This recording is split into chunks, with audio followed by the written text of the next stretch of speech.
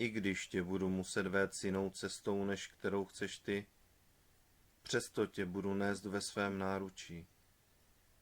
Protože neexistuje účinnější lék, než když zasáhnu ve své lásce.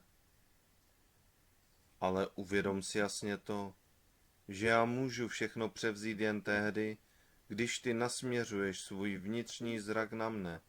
To znamená, jen když skutečně chceš a kdy dokonale důvěřuješ.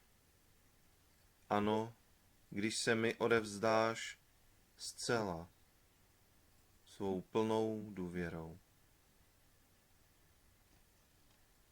Pane Ježíši, úplně se ti odevzdávám, postarej se o všechno. Pane Ježíši, zcela se ti odevzdávám, prosím, postarej se o všechno. Pane Ježíši, úplně se ti odevzdávám, postarej se o všechno.